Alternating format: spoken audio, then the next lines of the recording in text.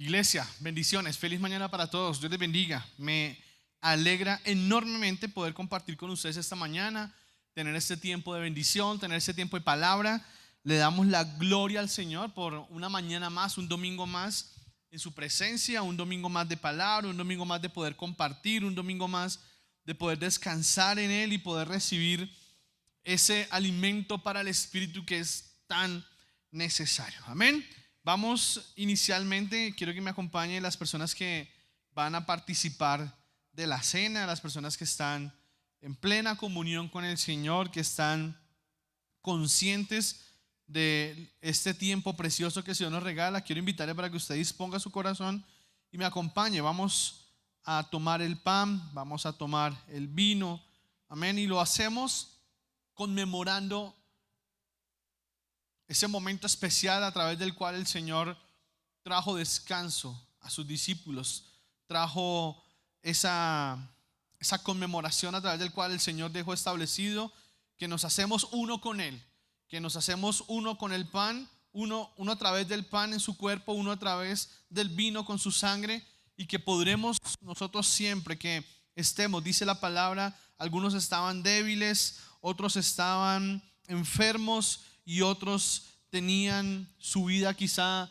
contada, y el Señor permitió que ese tiempo se manifestara para poder disfrutarlo, para poder ministrar en su presencia. Dice: por lo cual hay muchos que están enfermos y debilitados entre vosotros, y muchos duermen. Enfermos, débiles, y muchos están con una sentencia sobre su vida. Si usted no va a tomar la cena, le quiero pedir un favor: tome su silla donde se encuentre. Si usted va a tomar la cena y lo hace conforme a lo que dice su palabra, por favor permanezca en pie. Amén. Vamos a orar por el pan, vamos a orar por el vino, y vamos a colocar delante de la presencia del Señor esta mañana preciosa que el Señor nos regala para ministrar la cena del Señor. Oremos. Bendito Padre que estás en el cielo, hoy te doy la gloria y te doy la alabanza, Padre amado, Señor, y te agradecemos por permitirnos ser parte de tu cuerpo. Quizá no seamos dignos, Señor, quizá hay muchas faltas sobre nosotros, Señor, a las cuales no hemos hecho memoria para pedirte perdón. Pero hoy, con nuestro corazón contrito, Señor, venimos a ti humillados, reconociendo que tú eres nuestra fortaleza, reconociendo, Señor, que si no somos parte de tu cuerpo, no somos nada, Señor. Te damos gracias por este pan. También te damos gracias por este vino que conmemora, que representa tu sangre preciosa. ¿Qué sería de nosotros si un día, Señor, tú, como cordero inmolado, dice Isaías, no hubieses ido a esa cruz y no hubieses derramado tu sangre, maltratado, humillado por cada uno de nosotros, Señor? ¿Dónde estaríamos, papá? ¿Qué sería de nosotros si tu sangre no estuviese, Señor, para limpiar nuestros pecados, para redimir nuestros pecados? Y si tu sangre, Señor, con tu sangre no hubieses pagado el precio por nosotros, ¿qué sería de nosotros? ¿Qué sería de nosotros? Padre, yo te doy gracias porque tu sangre preciosa, Señor, que hoy conmemoramos con este vino, Señor, Padre celestial, es el único medio a través del cual permanecemos vivos y unidos y ligados a ti, Señor. Gracias, Papá bello. Te alabamos y te damos gloria, Señor, en el nombre de Cristo Jesús. Muchos preguntarán: ¿por qué tomamos la cena si no es principio de mes? Es verdad, y lo hacemos porque cada domingo conmemoramos que el Señor nos da salud, nos da fortaleza, y el Señor también nos libra de la muerte cada día y cada momento que tiene esa oportunidad. Y quiero de manera especial esta mañana mientras tomamos el pan y tomamos el vino, hacer una oración especial al final, pero vamos primero a ministrar la cena del Señor. Amén. Tome su pan conmigo, por favor. Tome su pan conmigo. Dice la palabra: porque yo recibí del Señor lo que también os he enseñado. El Señor Jesús, la noche que fue entregado, tomó pan y habiendo dado gracias lo partió y dijo: tomad, comed, esto es mi cuerpo que por vosotros es partido, haced esto en memoria de mí. Comamos todos el pan, por favor.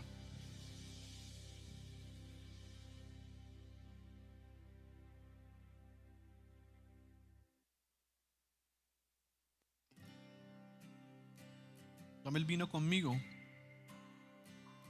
Dice la palabra: asimismo tomó también la copa después de haber cenado, diciendo: esta copa es el nuevo pacto en mi sangre. Haced esto todas las veces que la bebiereis en memoria de mí.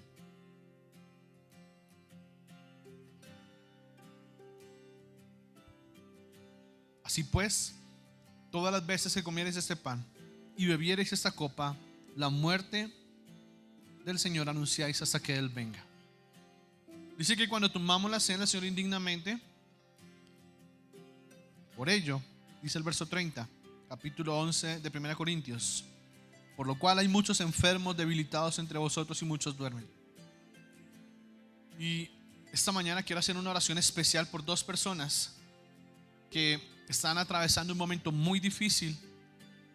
Llevan bastantes días en una UCI, luchando, peleando, batallando por su vida. Y quiero hacer una oración especial en este tiempo que estamos tomando la cena, para que este cuerpo, esta sangre esté sobre ellos, para que sea el Señor fortaleciendo su cuerpo y con su sangre limpiando toda enfermedad de su cuerpo físico. Quiero que me acompañe. No sé si usted tenga una persona enferma en su casa, cercana, alguien que conoce, alguien con el que comparte, alguien del que le hablaron. Este es un buen momento para poder orar por ellos. Padre, Señor, en este momento yo te doy la gloria y la alabanza, papá. Yo te doy gracias por este tiempo precioso en el cual podemos participar de la cena, Señor, que tú estableciste para aquellos que están enfermos, para aquellos que están débiles y para aquellos que están, Señor, en peligro de muerte. Y hoy tomamos esta cena, Señor, en nombre de todas las personas que están enfermas, debilitadas y en peligro de muerte. Y especialmente, Señor, hoy quiero orar, Señor, por dos personas, Padre, que están batallando por su vida. Hoy quiero orar por la vida, Señor, de Flor María Aguilar. Padre, tu sierva, tu hija, Señor, se encuentra batallando en una UCI, Señor, por su salud, por su vida. Su familia, Señor, la rodea, sus amigos la rodean, Padre amado. Pero hoy, de manera muy especial, yo quiero colocar delante de tu presencia la vida de Flor María Aguilar, Señor amado, para que seas tú levantándole de esa cama de UCI, Señor, para que seas tú dándole sabiduría, Señor, Padre celestial, y entendimiento a los médicos que la tratan, Señor, para que seas tú deteniendo, Señor, el avance de toda enfermedad que esté, Señor, apagando su vida en el nombre de Jesús. Yo te ruego, Padre celestial, que tú seas propicio, Señor, y el clamor de su familia y el clamor de sus amigos, Señor, sea escuchado en el cielo, Padre amado. Señor, para que seas tú, Padre amado, obrando, Señor, sobre la vida de Flor María Aguilar, Señor. Confesamos vida sobre ella en tu nombre precioso, Señor, declarando y entendiendo, Señor, que siempre tu voluntad, Señor amado, está por encima de la nuestra. Pero hoy acudimos a tu misericordia para que, Señor, tengas en cuenta esta oración, Señor, y la oración de su familia y la oración de sus amigos, Señor, para que vida venga sobre Flor María Aguilar. Y de manera muy especial, Señor, yo hoy también oro por la vida, Señor, de Andrés Rufino Macías, Padre celestial. Su nombre joven, Señor, su nombre lleno de vida, Padre amado. Su nombre, Padre celestial, que hoy, después de muchos días, batalla, Padre celestial, por mantenerse, Señor, con vida en una UCI, Padre santo. Señor, quizá los médicos hoy dicen su salud está afectada. Hoy quizá los médicos dicen, Señor, ya no hay esperanza. Pero Padre, tu palabra dice, Señor, que Señor, si estamos vivos tenemos esperanza, Señor. Si respiramos tenemos esperanza, Padre amado. Y hoy coloco la vida de Andrés Rufino Macías delante de tu presencia, Señor. Hoy te ruego por su vida. Hoy te ruego, dale fortaleza a su familia, Señor. Hoy te ruego, Padre amado, Señor, ten misericordia de la vida, Señor, de Andrés Rufino Macías, Padre Santo. Señor, si te place, Señor, levántale. Si te place, Señor, Padre, revierte, Señor, Padre, todos esos efectos, Padre celestial, nocivos, Padre, que esta enfermedad ha causado en su cuerpo, Padre. Y te ruego, Padre celestial, Señor, Padre, que tú, Señor, tomes su vida en tus manos, Señor, y conforme sea tu propósito, obra, Señor. Pero te ruego también que tu misericordia esté sobre él, Señor. Y si a bien tienes, Padre, levántale de esa cama de UCI, Señor, donde él batalla, Padre celestial. Señor, yo te ruego, ten misericordia de él, Señor, y de su vida y de su alma, Señor amado. Yo te ruego, dale fortaleza a su familia, Señor, a su Padre celestial, a sus hermanos, a sus padres, Padre celestial, Señor, a su esposa, Señor, si la tiene, Padre, fortalécele, Señor, Padre celestial, y ten compasión de esta familia, Padre, porque nada agobia más, Señor, que ver a alguien que uno ama sufrir, Señor. Por eso te ruego por él y te ruego por su casa, Señor, en el poderoso nombre de Jesús. Padre, también te ruego por las personas que están, Señor, débiles, que están hoy en medio de una tristeza, que están en medio, Señor, de, Señor, una agonía, Señor, vivencial, Señor, una agonía, Señor, emocional, Padre celestial. Te ruego por aquel que no tiene fuerza para continuar viviendo. Te ruego por aquel que está contemplando la muerte como una opción, Señor. Padre, en nombre tuyo hoy, Señor, tomamos esta cena, Señor, pensando en aquellas personas, Padre, Señor, que tienen una sentencia de muerte, Señor. Aquellos que no tienen fuerza, aquellos que están tristes, aquellos que están deprimidos, aquellos, Padre, que sienten, Señor, se sienten abatidos, Padre celestial. Por ellos, Señor, hoy en tu nombre, Señor, y en representación de ellos, Señor, participamos de esta mesa creyendo, Señor, que hay vida, Señor, en cada uno de ellos o de ellas. En el nombre de Cristo Jesús. Amén. Amén y amén. Muchas gracias a quienes han acompañado esta oración. Y vamos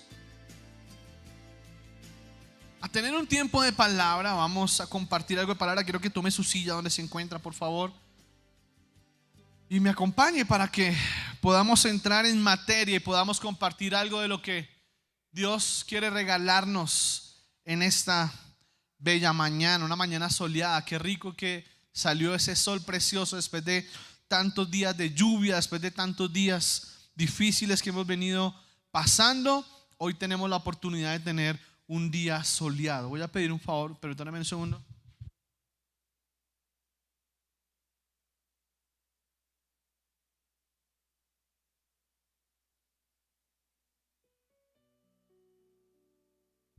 Mejor así un poco más, porque está haciendo calor acá en la iglesia. Bueno,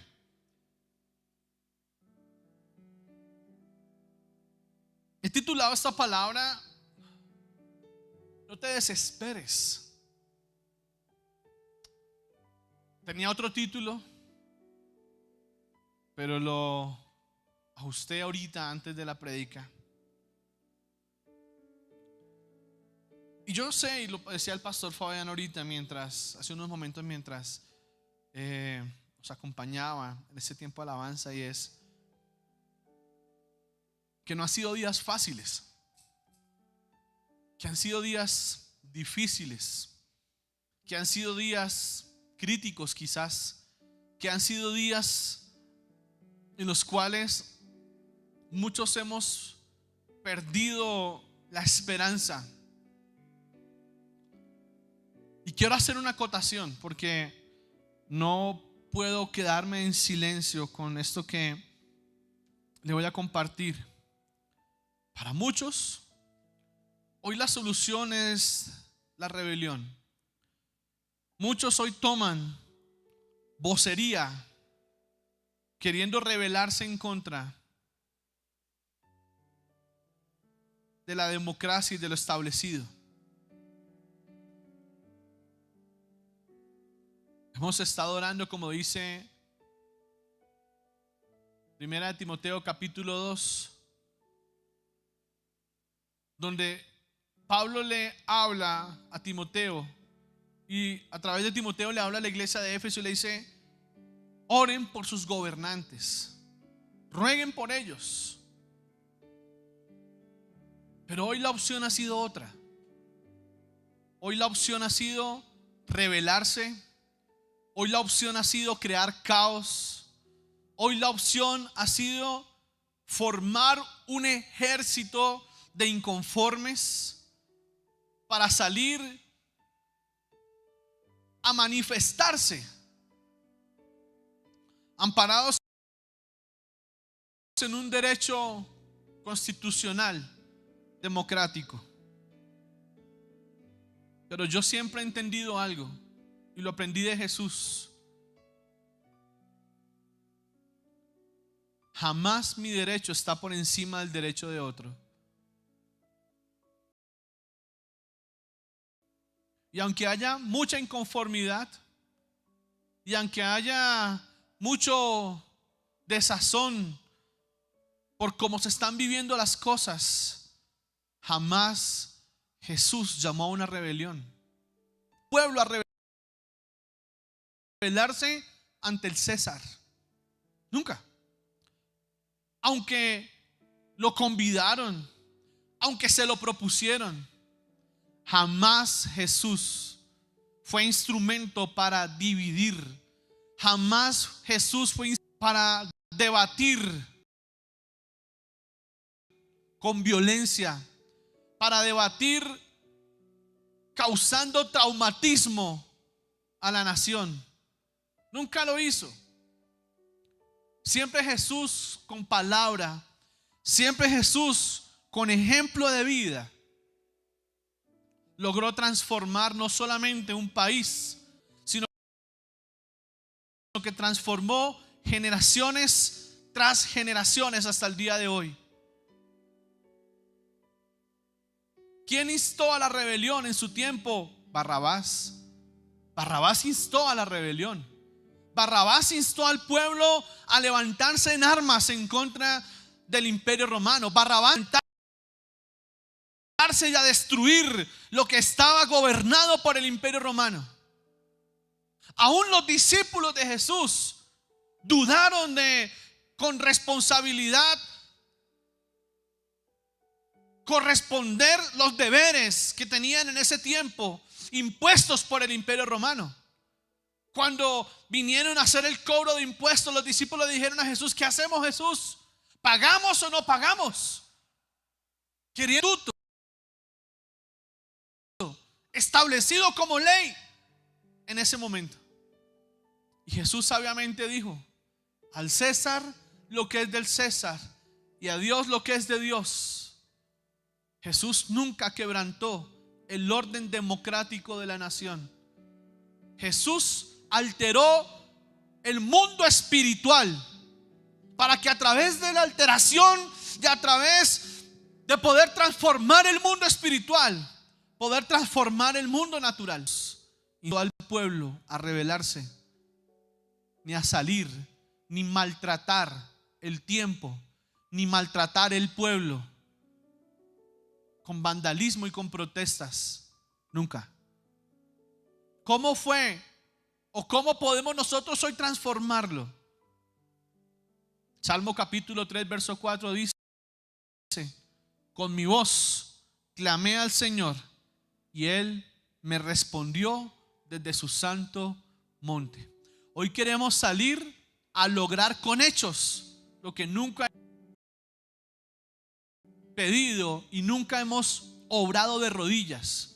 Hoy vemos a mucho pueblo cristiano salir e igualarse al pueblo mundano, a igualarse al pueblo que no es creyente, en medio de una rebelión y en medio de unas protestas, cuando nunca han tomado la iniciativa, nunca han tomado vocería para decir: oremos, clamemos, pongámonos de rodillas, ayunemos. Pero sí queremos salir caos y trayendo desorden. Quiero recordarle que Dios es un Dios de orden. Dios es un Dios de orden, no de desorden, no de caos. Satanás instó a Jesús a rebelarse. Satanás instó a Jesús a decir: ya no le sirvas más a tu Dios, ven conmigo, ponte de rodillas delante de mí y te entregaré el poder y te entregaré naciones y haré que te adoren y haré que te rindan. ¿Sabe una cosa? Jesús no necesitó obrar como Satanás obró o como quiso obrar para poder tener la gloria que hoy tiene. La conservó y la obtuvo amando lo que Dios había establecido y en el orden que Dios lo estableció. Recuerde usted que la palabra dice que Luzbel instó a los ángeles del pueblo del cielo a rebelarse. Y lo logró. Logró crear caos y confusión. Corazón, dice la palabra en el libro de Ezequiel capítulo 28, minar, dañar el corazón de la tercera parte de los ángeles del cielo.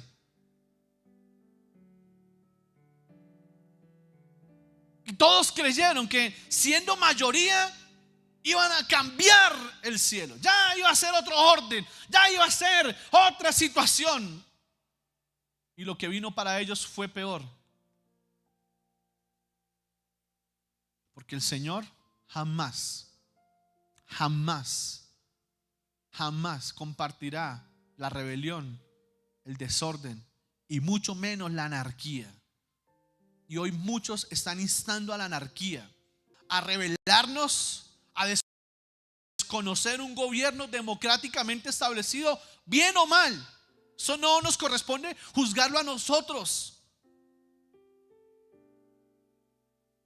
Pero la anarquía, la autoridad, eso trae consecuencias espirituales. Eso trae consecuencias espirituales. Si usted está inconforme, yo lo invito a algo. Póngase de rodillas a orar con nosotros. Póngase de rodillas a clamar por esta nación, para que el Señor permita que nosotros podamos tener un hombre o una mujer santo o santa, creyente en el poder. No un ateo, no un hombre que maldice el nombre de Dios, no un hombre o una persona que pretende atacar la iglesia y acabar la iglesia. Yo le invito a eso, a que nosotros pensemos con cabeza fría, como creyentes, como conocedores del evangelio, a qué le estamos apostando y hacia dónde estamos mirando. Permita que Luzbel ¿cómo se dice? Lo deslumbre. ¿Sí se dice deslumbrar? No se deje deslumbrar con lo que Luzbel le está ofreciendo. Lo que viene después es caos. Lo que viene después es ruina y es miseria. Porque nada que se obtenga de la rebelión y nada que se obtenga de la anarquía puede llegar a tener la bendición de Dios. Recuerde esta frase: nada que se obtenga de la rebelión ni de la anarquía nunca podrá llegar a tener la bendición de Dios. Y sé que este tiempo, después de hacer este pequeño prólogo, ha traído desesperación.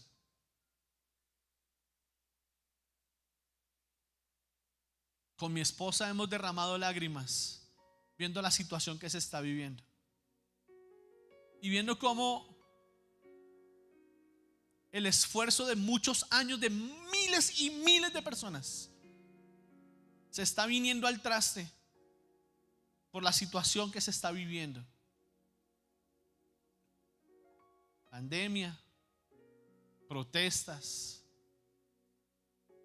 la salud mental de muchos afectada, los hospitales a reventar, las clínicas de reposo a reventar. No hay cupo en clínicas de reposo. En Bogotá, le doy ese dato. A la persona que necesita una casa de reposo le medican y le envían a su casa. No hay dónde colocarlos. Y creo que el enemigo está logrando su cometido, y es crear un caos tan profundo que le cueste al mundo volver a levantarse al orden. Pero ese no es el problema, porque esa siempre ha sido la motivación del enemigo: crear caos, dividir para vencer, dividir para gobernar. Satanás nunca pelea de frente, jamás. Satanás siempre pone ejércitos antes que él.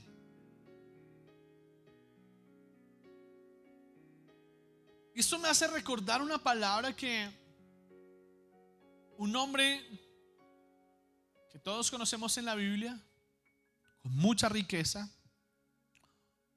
un hombre con gobierno, un hombre con poder, un hombre con autoridad, un hombre con su vida, ¿cómo se diría? Cuando se tiene la vida organizada, pues, financieramente hablando, diría yo, como Salomón. Porque para muchos tener la vida organizada es tener dinero, ¿verdad? Para muchos tengo la vida organizada es porque tengo con qué comer y con qué vestirme por muchos años. Pero quizá no tienen su vida organizada con quien verdadero y realmente deben tenerla, y es con el Señor. Y volviendo a Salomón, cuando Salomón escribe sus memorias en el libro de Eclesiastés, esas memorias de vida, esas memorias de poder entender la vida desde otro nivel. Y yo creo que para poder entender la vida desde el nivel que la entendió Salomón, wow, es muy complejo, es bien difícil. Porque Salomón veía la vida desde otro contexto, en el que quizá muchos de nosotros no alcanzamos a verla ni a analizarla. Y en este punto de Eclesiastés, Salomón ve la vida desde el punto en el cual todo lo había logrado, todo ya lo tenía listo, todo lo tenía en sus manos. Pero resulta que, como suele pasar hoy, y uno ve muchas estrellas de la música secular triunfando y ganando dinero, pero después saliendo en un video a decir: me está matando la depresión, no he podido salir de la depresión. Y uno diría: wow, pero tiene tanta plata, tiene tanto dinero, tanta gente que lo sigue, tanta gente que los ama, tanta gente que... Pero la palabra dice que somos tan pobres que solo tenemos dinero.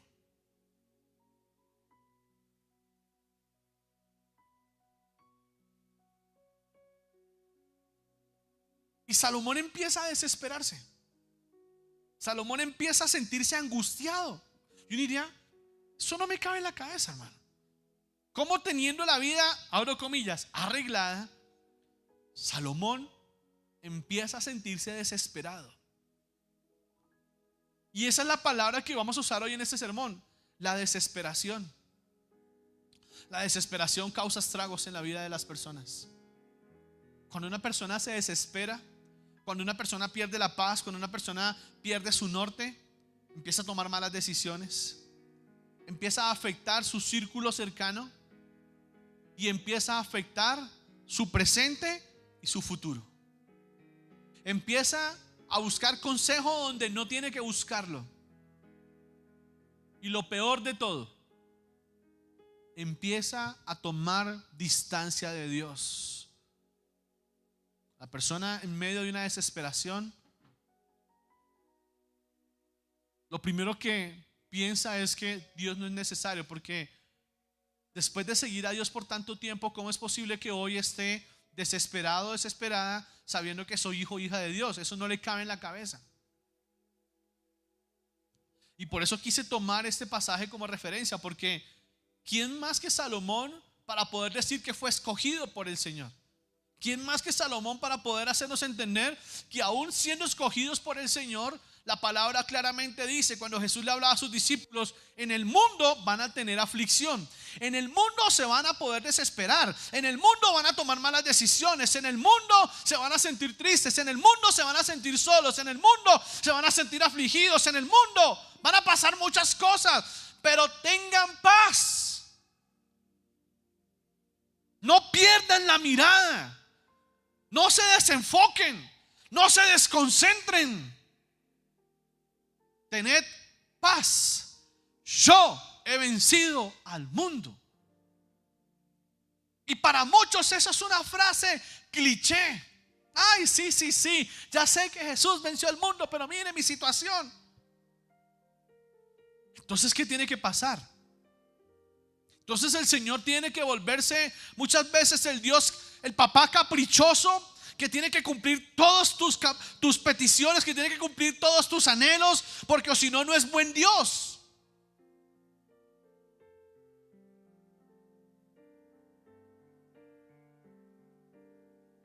Eclesiastés capítulo 2 verso 20 dice: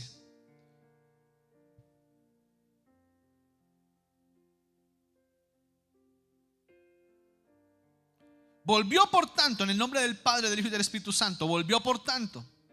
Volvió. Es decir, era algo que se estaba volviendo, algo que se estaba repitiendo. Volvió por tanto a desesperarse mi corazón acerca de todo el trabajo en que me afané y en que había ocupado debajo del sol mi sabiduría. Entonces Salomón tenía su corazón afligido por una razón. Y Salomón decía: wow, he dedicado mi vida a trabajar. Si usted lee el capítulo 2 más atrás dice: propuse en mi corazón, en el capítulo 2 verso dice: propuse en mi corazón agasajar mi carne con vino y que anduviese mi corazón en sabiduría con retención de la necedad. Es decir, dijo: oiga, voy a vivir la vida, voy a no tener un límite más que el límite que la necedad me pueda brindar. Voy a andar, a hacer mi vida, voy a vivir mi vida. Pero después de vivir la vida, porque en vivir la vida, Salomón incluía hacer riquezas, tener riquezas, tener comodidades, tener medios de sostenerse, tener personas a su servicio. Y llegó un punto en el cual dice Salomón: lo tengo todo. En el verso 11 dice: miré yo luego todas las obras que habían hecho mis manos y el trabajo que tomé para hacerlas, y he aquí, todo era vanidad y aflicción de espíritu, sin provecho debajo del sol. Lo he logrado todo, pero nada me llena. Tengo miles de personas a mi servicio, ninguna me llena. Salomón tenía tantas concubinas y esposas como quiso, ninguna lo llenaba. Y la vida de Salomón estaba empezando a volverse cíclica. Por eso Salomón en algún momento entró en esta dicotomía de la vida en el que podía decir: tengo todo, pero nada me llena. Y su corazón empezó a desesperarse y su espíritu empezó a angustiarse. Quizá lo que a nosotros nos angustie o nos aflija o nos desespere no sea la riqueza que tenía Salomón, no sea el tener la vida arreglada. A nosotros nos afligen y nos desesperan otras cosas. Hay personas que se afligen y se desesperan por poder cambiar el carro, qué sé yo, por tener que andar en bus, por tener ese trabajo miserable donde solamente gana unos cuantos pesos para sostenerse. Quizá hay personas que se afligen porque tienen que tienen que madrugar todos los días a levantar a ese par de mocositos porque hay que levantarlos y mandarlos al colegio y ay, eso cansa, esto aburre, esto aflige. Tener que levantarme todos los días a hacer un desayuno, tener que levantarme todos los días a atender mi familia, ay, tener que trasnochar por esos niños. Ay, qué angustia, qué desespero. Estoy tan cansado, tan cansada, tan aburrido, tan aburrida de vivir una vida tan monótona. Esas son las aflicciones que vivimos hoy. Nos aflige tener deudas. Nos aflige tantas cosas.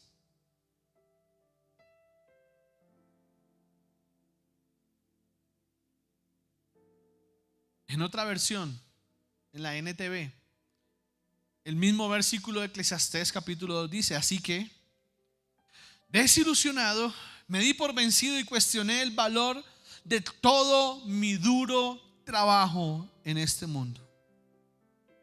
Cuando tú te desesperas, lo primero que empieza a llegar a tu mente es cuestionar. Cuestiono a Dios, cuestiono a mi familia, cuestiono mi vida, cuestiono mi entorno, cuestiono si vale la pena o no vale la pena todo lo que estoy haciendo. Cuestiono si vale la pena haber tenido estos hijos. Cuestiono si vale la pena haber tenido este esposo, esta esposa. Cuestiono si vale la pena esta familia. Cuestiono si vale la pena seguir luchando o no seguir luchando. Cuando tú le das espacio a que el enemigo empiece a minarte la mente con argumentos y a colocar un pero y a colocar una inconformidad en tu vida, la desesperación empieza a ganar terreno suficiente para que tu vida empiece a volverse caótica. La mente se está convirtiendo en el campo de batalla predilecto entre el enemigo y nosotros. En la mente Satanás mina. Satanás, por eso dice la palabra en el libro de Efesios que predicamos hace un tiempo, que tenemos que colocarnos el yelmo de la salvación para que podamos reprender, anular los dardos de fuego del maligno. Cada dardo de fuego es un pensamiento. Cada dardo de fuego es un argumento. Cada dardo de fuego es... Mire cómo funciona. Alguien dijo hace unos días o hace unos meses en medio de la pandemia, dijo, éramos felices y no lo sabíamos. Y yo le pongo este ejemplo. Había personas que tenían que llegar y esperar 15 o 20 minutos a que pasara un Transmilenio desocupado. O por lo menos donde cupiera. Media hora, ok. Hoy tiene que caminar 4, 5 y 6 horas para llegar a su casa, porque ya la estación de Transmilenio no existe, no está.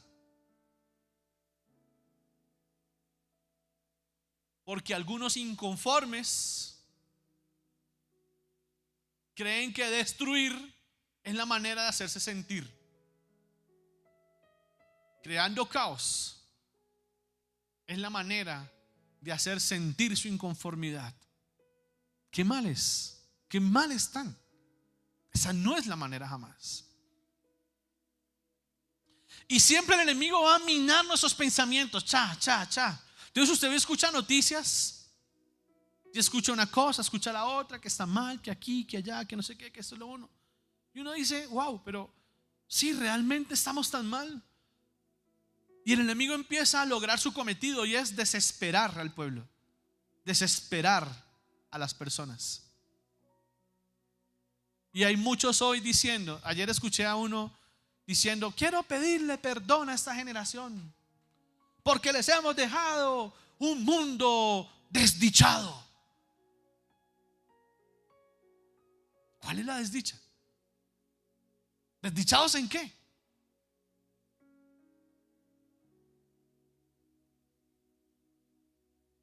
estamos viviendo una generación que no está conforme ni le gusta nada. Estamos viviendo una generación tan facilista como nunca antes se había visto. Estamos viviendo la generación de lo easy, de lo fácil, de lo que menos trabajo nos cuesta.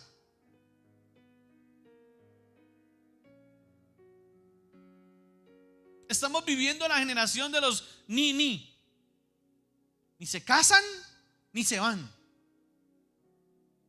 Esa es la generación que estamos viviendo hoy. Y yo escuchaba a este señor hablando y diciendo, no puedo decir lo que pensé, pero sí le puedo decir que vivir en tanto caos está causando estragos en la salud mental de muchas personas y en la salud espiritual de muchas personas.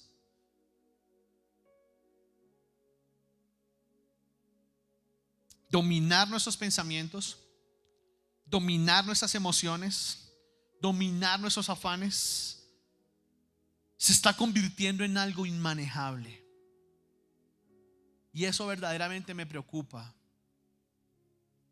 Porque me preocupa más ver una persona desocupada que ver una persona que esté agotada por trabajo. Eso me preocupa más. Porque al que se agota por trabajo, en algún momento podrá reposar y descansar de su trabajo. Pero el que está agotado de no hacer nada y desesperado e inconforme sin haber hecho nada, la palabra no dice, hay un dicho que dice que una mente vacía es un taller del diablo. Y hay muchas mentes vacías hoy, a las cuales Satanás está gobernando y dominando y trayendo e invadiendo sus vidas y su esperanza con caos. La Biblia nos narra diferentes momentos similares a este. No con el contexto que vivimos hoy. No hablamos de una pandemia, no hablamos de todo lo que vivimos hoy, no. Pero hubo momentos en la Biblia que nos describen situaciones similares en los que la desesperación estaba siendo comidilla para que las situaciones se salieran del control. La desesperación, la angustia y los afanes por situaciones determinadas fueron causantes de grandes problemas. Grandes problemas. Y le quiero poner un ejemplo. Muchas de las deudas que se puedan tener hoy son el resultado de un momento de desesperación. Son el resultado de un momento en el que quizá, sin estar alineados con Dios, se tomaron malas decisiones. Muchas de las circunstancias caóticas de la vida que vivimos hoy, familiar, laboral, emocional, afectivamente, son el resultado del caos que el enemigo ha querido causar en nuestras vidas. Y por eso quise tomar como referencia hace un momento cuando oraba lo que decía la palabra, que muchos están enfermos, débiles, debilitados, y muchos duermen. Y quiero que hoy esa palabra tiene tanta fuerza, no poder, pero tiene fuerza. ¿Por qué? Porque así está mucha parte del pueblo hoy, enfermos, debilitados, y muchos están muertos espiritualmente.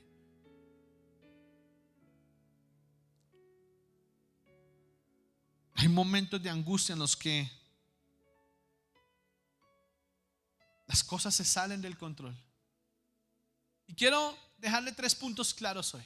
Primero, en medio de la desesperación tenemos que entender 3 cosas.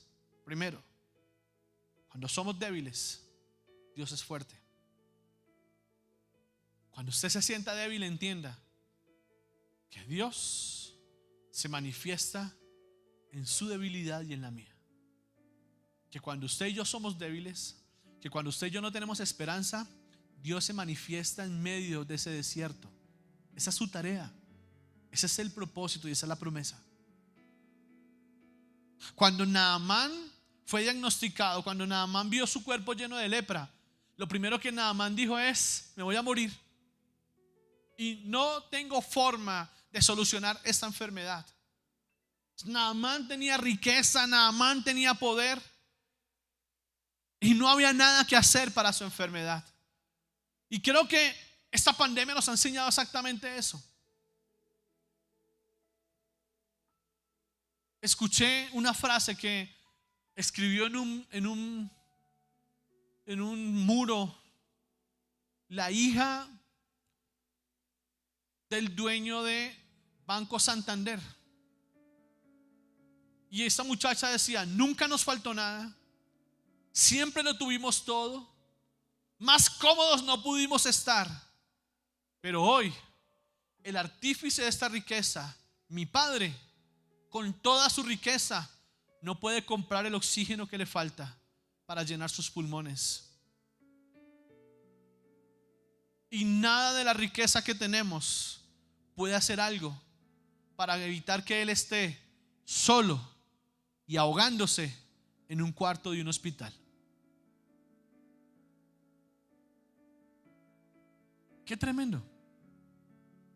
Pero usted y yo hoy nos preocupamos por filosofías huecas, por filosofías que no están cimentadas en Cristo. Si usted va a creer en una filosofía de vida, lo primero que tiene que asegurarse es que su filosofía de vida sea cristocéntrica.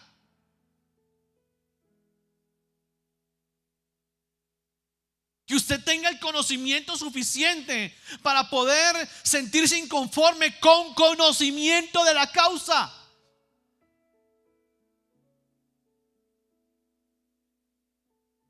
Pero cuando nosotros entramos en ese momento de desespero, en ese momento en que nos sentimos angustiados, en ese momento en que la desesperación empieza a cobrar factura y a pasar factura, empezamos a rodearnos mal. Empezamos en el medio del desespero a abrir puertas que no tenemos que abrir, a buscar personas que no tenemos que buscar, a tocar puertas que no tenemos que tocar y a buscar salidas que no debimos buscar.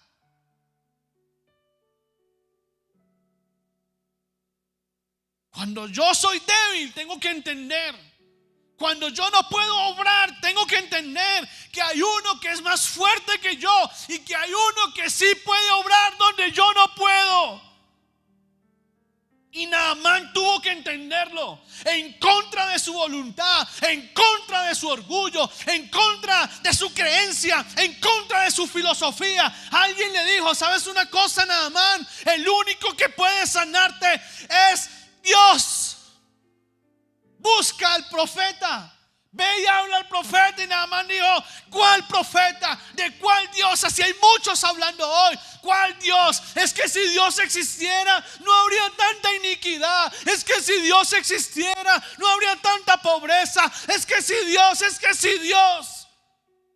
Filosofías diabólicas en contra de un principio bíblico que se llama orden.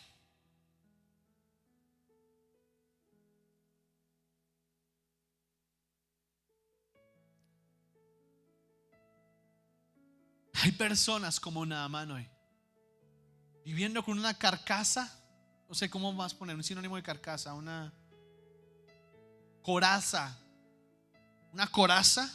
que los hace ver fuertes. Soy bravo, yo soy fuerte. Pero en su interior, debilitados, tristes, deprimidos, solos, solas, buscando refugio de la manera equivocada y en las personas equivocadas. Y esas personas con esa coraza tan fuerte, donde nadie puede entrar porque no permiten entrar,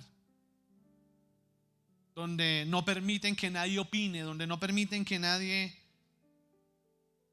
hable, tarde que temprano tendrán que entender que en medio de su debilidad, a pesar de su coraza fuerte, Dios es su única opción. Naamán no tuvo otra cosa que hacer. Dice la palabra, Segunda de Reyes capítulo 5. Segunda de Reyes capítulo 5. Verso 9. Naamán fue con su carro y sus caballos y se detuvo a la puerta de la casa de Eliseo. Pero Eliseo envió un mensajero a que le dijera: ve, lávate 7 veces en el río Jordán y tu cuerpo quedará limpio de la lepra.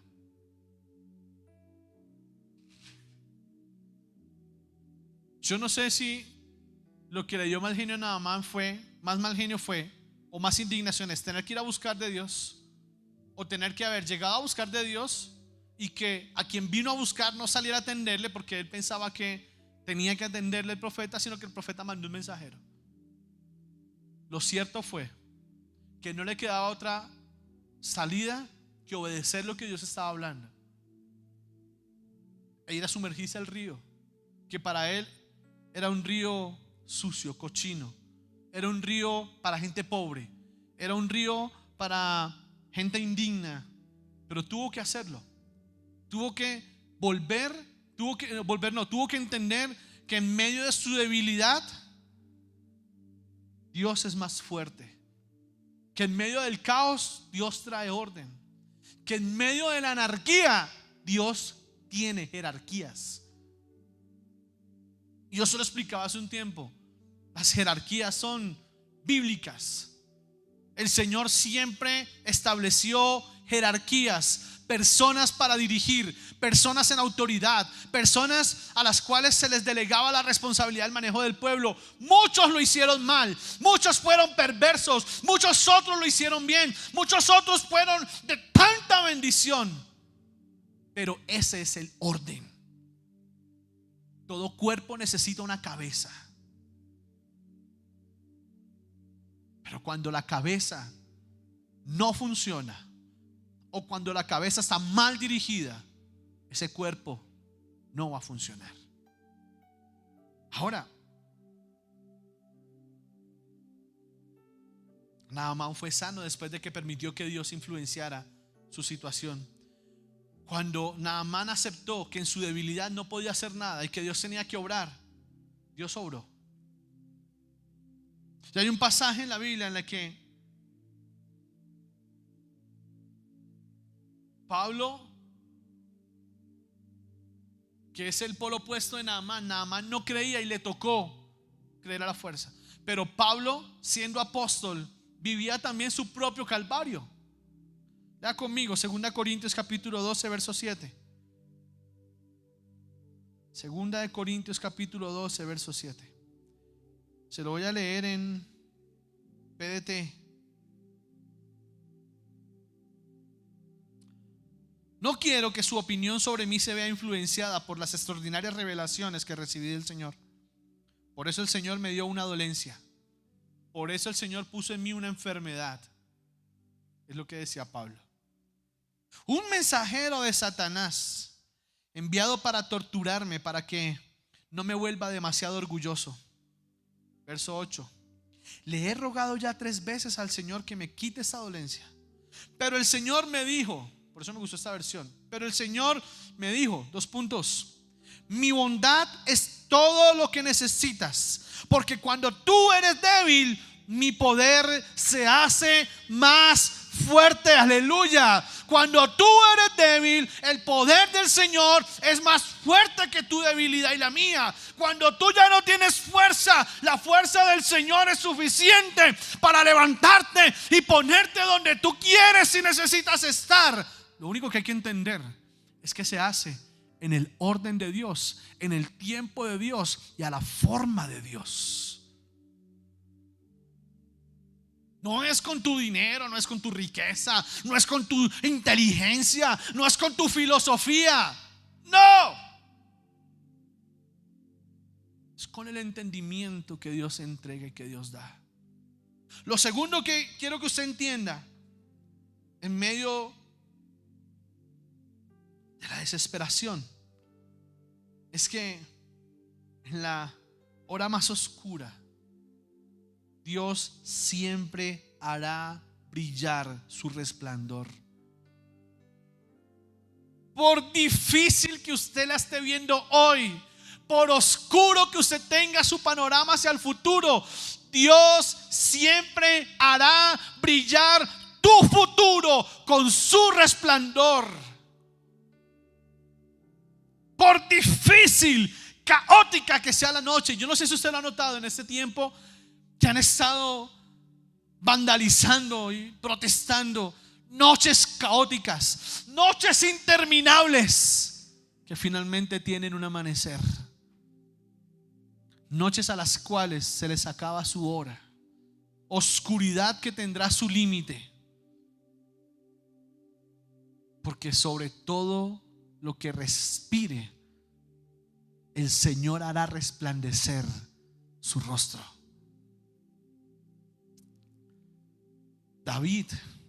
Un buen ejemplo para hacer entender que en medio de muchas noches oscuras, de muchos malos momentos, hay un resplandor. ¿Sabe quién fue Jacob? Si hablamos un poco de la vida de Jacob, Jacob tuvo una vida miserable. Y él mismo lo dice. Cuando Jacob llegó a presentarse delante de Faraón, invitado por José, Génesis 47:9, mire las frases, la frase que dijo Jacob en su momento. Génesis 47:9. Y Jacob respondió a Faraón: los días de los años de mi peregrinación son 130 años. El faraón le estaba preguntando: ¿tú qué edad tienes, Jacob? Jacob le responde: los días de los años de mi peregrinación son 130 años. Pocos y malos han sido los días de los años de mi vida. Porque Jacob siempre vivió pasando una adversidad tras otra, tras otra, tras otra. Cuando decidió usurpar la bendición de su hermano quiso salir y matarle. Corra. Después de que se liberó de su hermano, su tío, que después fue su suegro, lo esclavizó. Y después de esclavizarlo, Jacob se quiso liberar de su suegro, pero su suegro lo quiso salir a matar. Corra. Después de que Jacob fue establecido y después de pasar muchos días de oscuridad, muchos años de tristeza, Jacob, dice la palabra, que empezó a concebir. Y concibió no de la mujer que amaba, que era Raquel, sino de su primera esposa llamada Lea. Hasta que al fin le fue concebido el deseo de tener herencia en la mujer que amaba, que era Raquel. Y quizá todo parecía color de rosa para Jacob, hasta que sus hijos crecieron y empezaron a convertirse en un problema tras otro.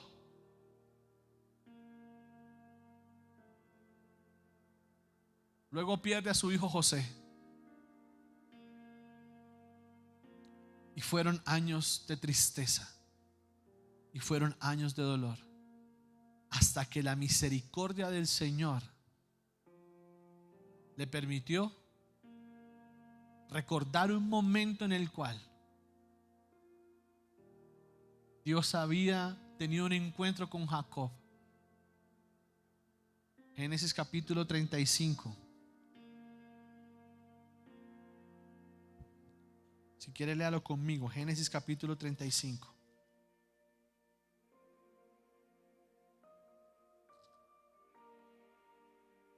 Verso 9. En ese momento sus hijos no habían nacido. En ese momento Jacob sencillamente estaba huyendo de Labán y huyendo de los que lo querían matar. Apareció otra vez Dios a Jacob cuando había vuelto de Padán Aram y le bendijo. Y le dijo Dios: tu nombre es Jacob, no se llamará más tu nombre Jacob, sino Israel será tu nombre. Y llamó su nombre Israel. También le dijo Dios: yo soy el Dios omnipotente. Crece, multiplícate. Una nación y conjunto de naciones procederán de ti. y reyes saldrán de tus lomos. La tierra que he dado a Abraham y a Isaac, la daré a ti y a tu descendencia después de ti. Daré la tierra. Y se fue de él Dios del lugar donde había hablado con él. Y cuando vino Jacob, después de muchos años, después de que Jacob, después de muchos años, después de mucho sufrir, vinieron sus hijos, lo hicieron sufrir, lo hicieron pasar momentos difíciles, le trajeron tristeza, le trajeron desazones. Vino el momento en que Jacob se encontró con José. Y la palabra dice que durmió Jacob en paz al lado de sus hijos y fue sepultado en el mismo lugar donde durmieron sus padres. Puedes tener una noche muy oscura, puedes estar pasando un tiempo crítico, puedes estar pasando un tiempo de tristeza, puedes estar pasando un momento difícil, puedes estar quizá contra la pared, puedes sentirte acorralado y acorralada, puedes quizás estar pensando que la desesperación te está gobernando, pero te quiero decir, recibe esta palabra en el nombre del Señor: levántate y resplandece, porque la gloria del Señor ha venido y seguirá viniendo sobre ti. Aleluya. Tú que estás triste, tú que estás abatido, tú que estás abatida, levántate tú que duermes y te alumbrará Cristo. Hubo un tiempo en la historia de Israel cuando pensaron que ya todo estaba coronado, cuando corrieron de Egipto y corrieron de Faraón y dijeron: claro, quizá ya nos liberamos, hasta que llegó un momento en el cual se encontraron con el río Jordán. ¿Y ahora qué hacemos? No sé si te ha pasado que tú crees que ya saliste, ya has solucionado, y vuelve a pasar algo y uno dice: Dios, pero ¿qué es lo que estoy pagando, Señor? ¿Qué es lo que está pasando, papá? Ayúdame, solucioname, Señor. Dame estrategia, dame fuerza. Yo no puedo solo, yo no puedo sola. Y por donde miraban Israel, se pusieron a renegar y le dijeron a Moisés: para esto nos trajiste. Era mejor una tumba en Egipto que habernos traído aquí a morir en el desierto y a morir perseguidos por los egipcios.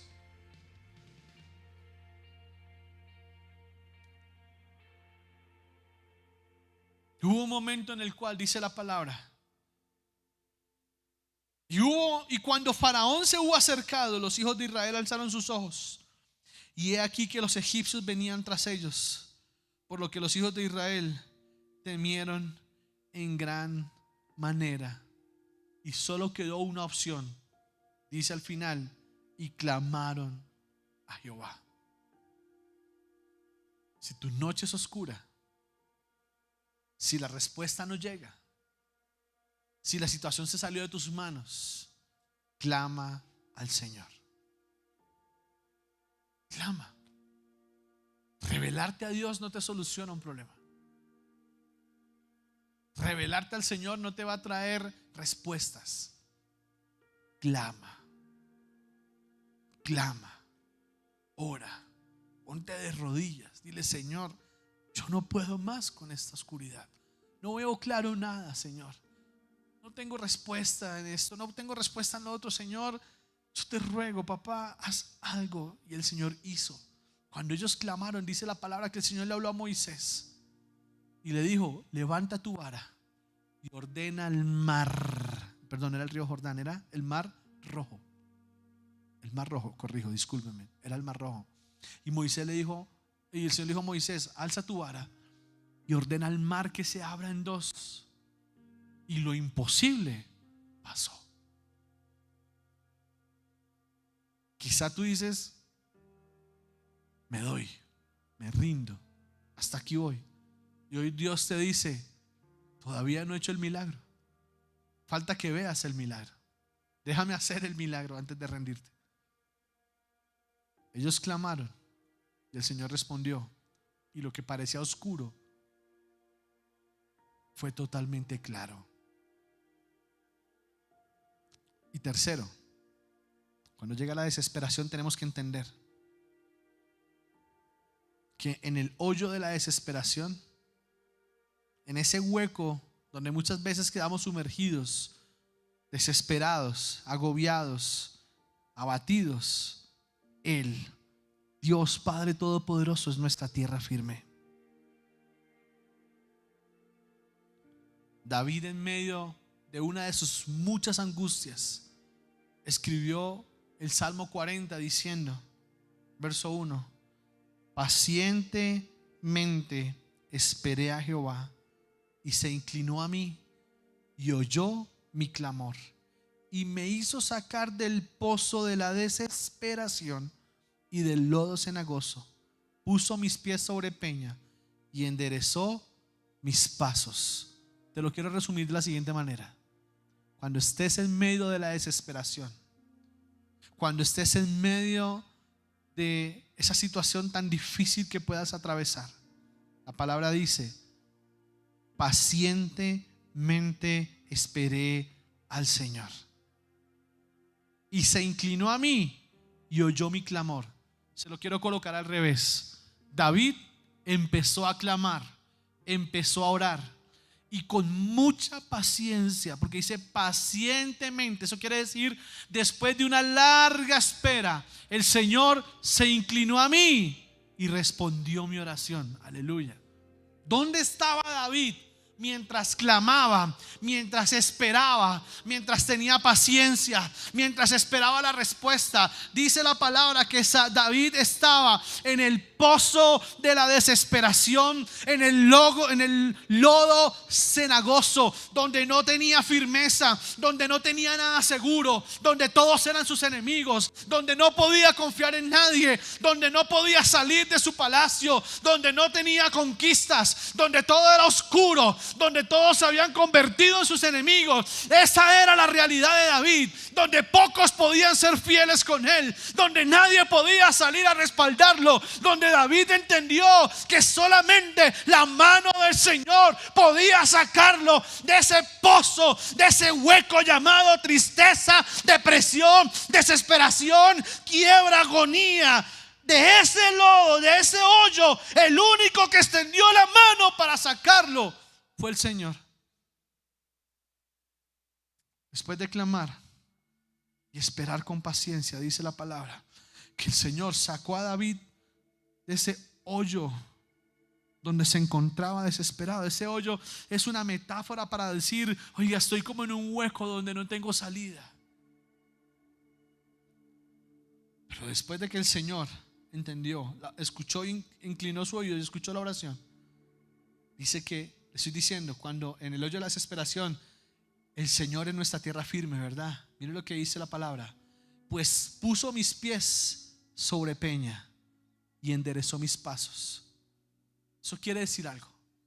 Parte de la situación que estaba viviendo David había sido causado por sus malas decisiones, por haber desviado su caminar del Señor en algún momento.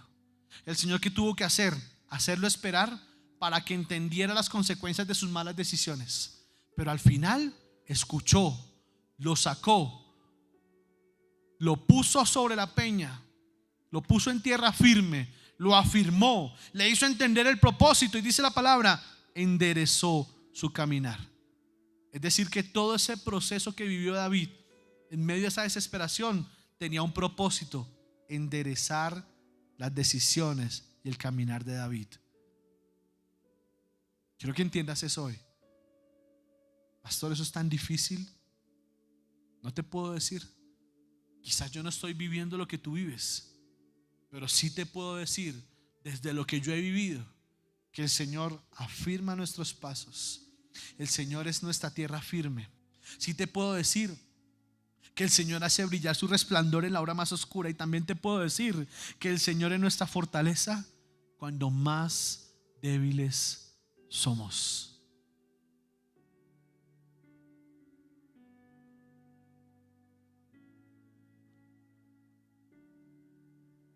Es momento de levantarse, iglesia. Es momento de volver al orden. Es momento de volver a enfocarte en lo que estás desenfocado. Las situaciones de la vida nos desenfocan, nos sacan de contexto y nos hacen ver a un Dios tan lejano. Y el Señor con sus brazos esperando que nosotros volvamos a decirle: Señor, ven acá. Tú que te sientes en medio de esa agonía, tú que te sientes quizá desesperado, desesperada por la situación, hoy te he dejado 3 lecciones para que entiendas que en todo momento y toda circunstancia, en debilidad, en oscuridad y en desesperación, siempre el Señor Dios Padre Todopoderoso será nuestra única y suficiente respuesta. Padre, eterno Rey del cielo, te doy la gloria, Señor. Te amo profundamente, Señor. Te amo tanto, tanto.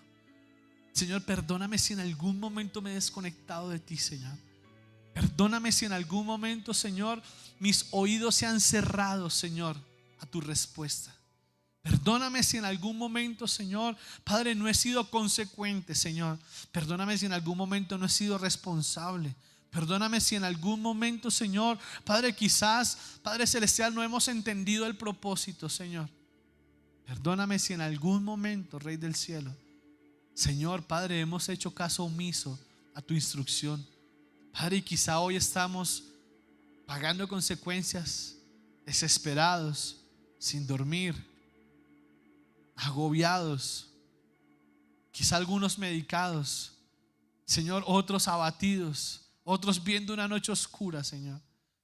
Padre, hoy yo te ruego en el nombre de tu Hijo Jesús, Señor, que tú traigas respuesta al clamor de tus hijos, Señor, y que los que no han empezado a clamar empiecen a hacerlo ahora, Señor.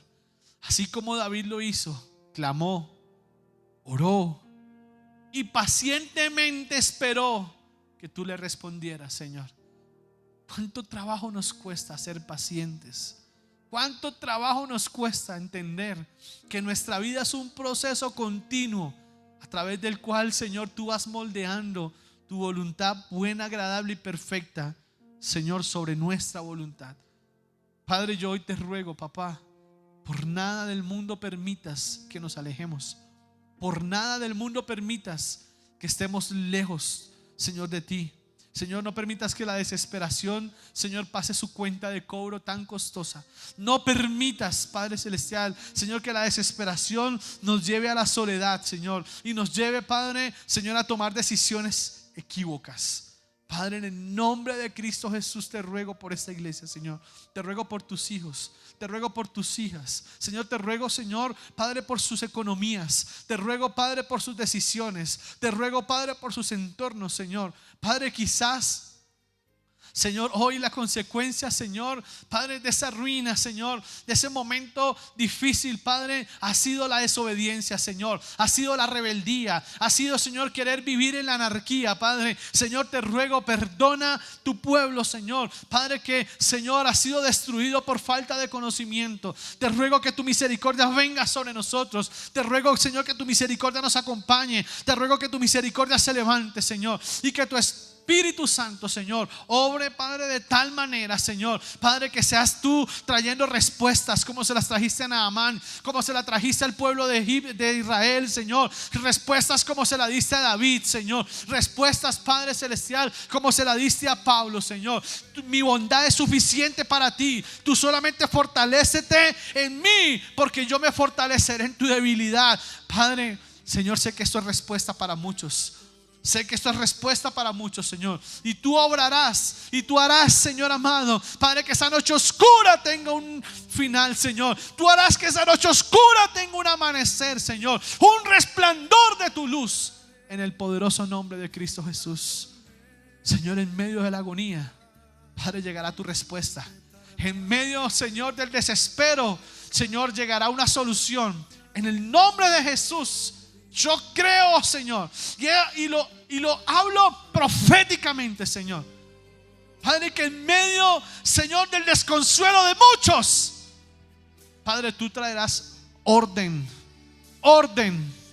y una respuesta en orden, en el nombre de Cristo Jesús de Nazaret. Padre, en tus manos encomiendo mi espíritu, y el espíritu de tu iglesia, Señor. Amén. Amén. Y amén. Confiado está en ti, tú siempre has sido